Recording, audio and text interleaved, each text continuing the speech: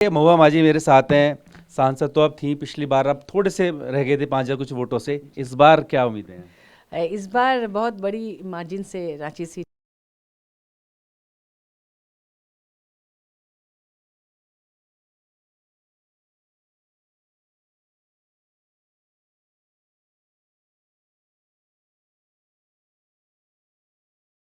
हम जीत रहे हैं। और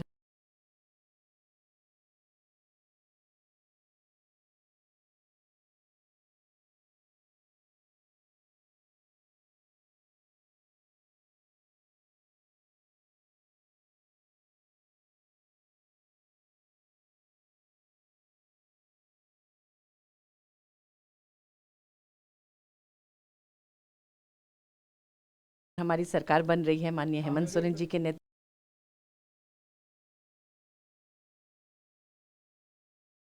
में। हम लोग यहाँ सरकार बनाएंगे, इंडिया गठबंधन का सरकार।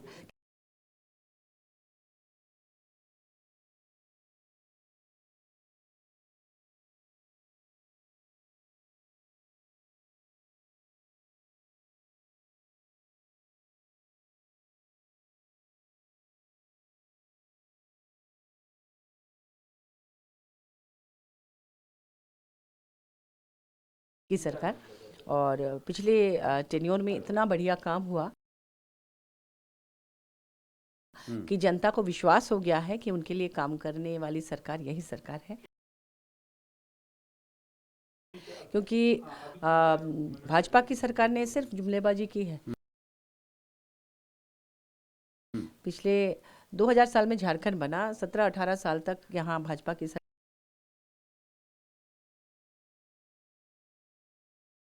रही, लेकिन झारखंड बिल्कुल पिछड़ता ही चला गया था उनके कार्यकाल में। पिछड़े राज्यों में नीचे से दूसरे पायदान पे है, तो मैंने झारखंड, तो ये उनके कार्यकाल में हुआ है, जिसे हम लोग चाहते हैं कि इसको नंबर 1 राज्य बनाए।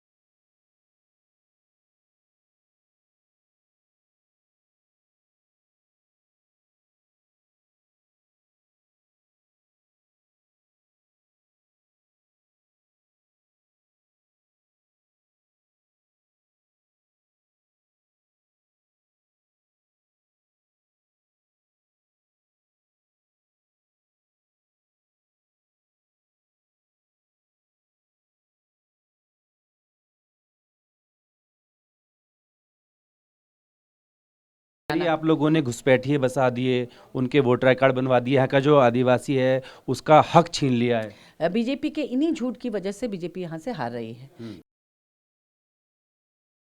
क्योंकि लगातार वो काम की बात नहीं करती है, ना ही विकास की बात करती है। वो हर चुनाव के पहले कोई ना कोई ऐसा जुमलाबाजी करती है जिससे कि नफरत पैदा हो, वातावरण में जहर घुल जाए, लोग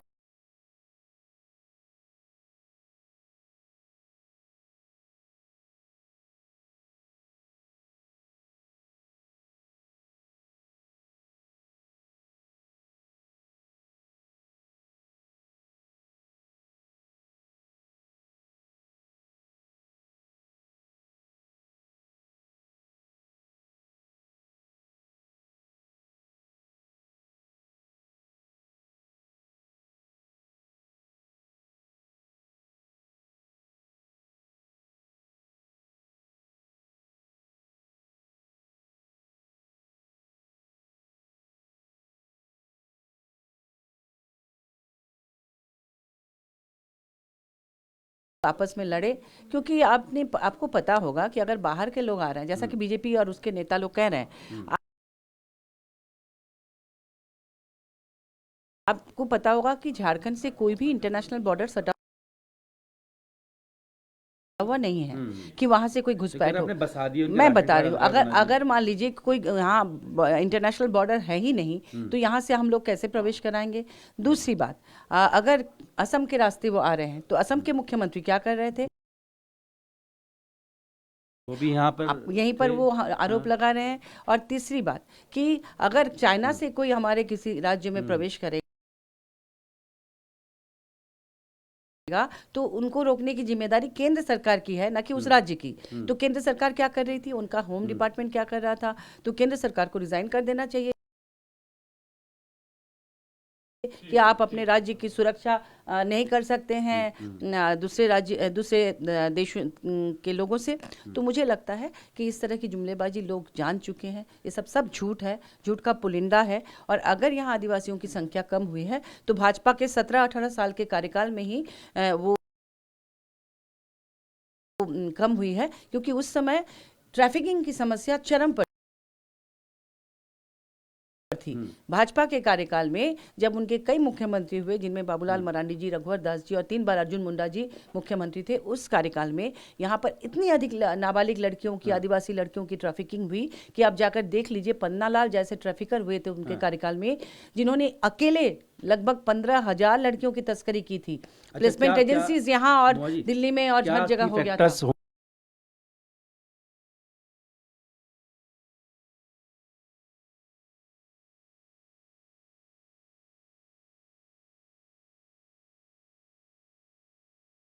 होंगे क्या जो मैया योजना है वो, या क्या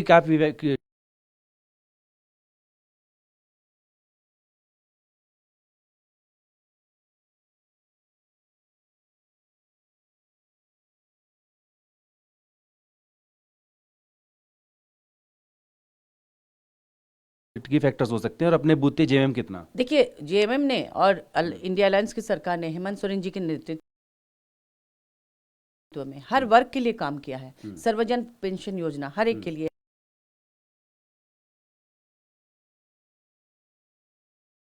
है, बिजली बिल माफी,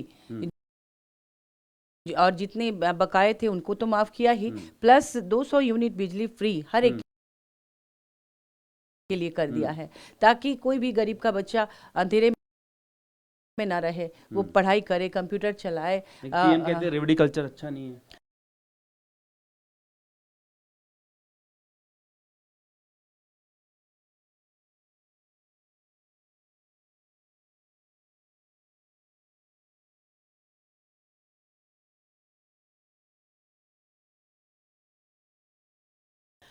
तो क्या, तो फिर आप तो हमारे देश के संविधान को नकार रहे हैं। आप बाबा साहब अम्बेडकर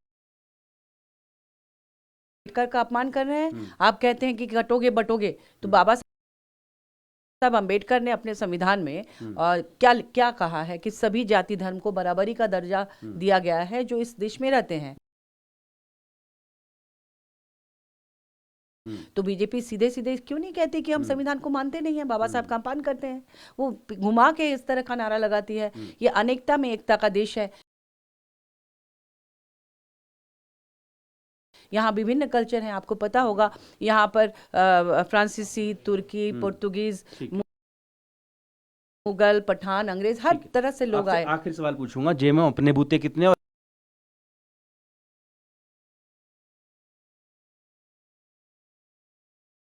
इंडिया का गठबंधन कितना? देखिए, हम लोग एक्सिस माई इंडिया के लेकिन वो इकलौता है जो आपको दिखा रहा है। बहुत सारे हैं, उनके साथ साथ जी न्यूज़ का भी लगभग करीब करीब है और भी है। तो चूंकि मैं एक्सिस माई इंडिया की बात इसलिए कर रही हूँ क्योंकि हेमंत सोरेन जी ने उनको अपने फेसबुक अकाउंट से, ट्विटर से उन्होंने उसको कोट किया है, उनको उन्होंने टैग किया है। तो उसमें उन्होंने बताया है 53 हमारे लिए बताया है जेएमएम प्लस इंडिया गठबंधन, और 26 बताया है एनडीए को, और 3 अदर्स में डाला है। और इसमें महिलाओं की भागीदारी ज़्यादा है, महिलाएं 47% वोट की हैं, करेंगी, और 44% जो है वो पुरुष करेंगे। तो चूंकि महिलाएं, इस सरकार ने महिलाओं के लिए बहुत कुछ किया है, तो मुझे लगता है कि महिलाओं ने हमें सपोर्ट ज़्यादा किया है, और हम लोग सरकार बनाएंगे और महिला सशक्तिकरण की दिशा में और ज़्यादा काम करेंगे। अगर ये होता है जो आप बता